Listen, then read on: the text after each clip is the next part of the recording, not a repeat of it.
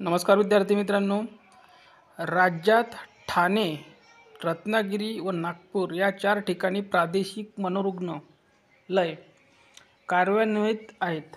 प्रादेशिक मनोरुग्णालयातील पदाची माहिती खालीलप्रमाणे आहे. पदांचा गोषवारा बघा. गट अ संवर्गात मंजूर पदे 103, भरलेली पदे 79 आणि रिक्त पदे 24. टक्केवारी बघायला गेलो आपण तर 23%.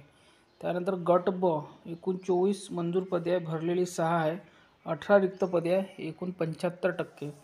त्यानंतर गट क 655 मंजूर पदे आहे, त्यातली भरलेली आहे 565, 90 पदे रिक्त आहे, 14%.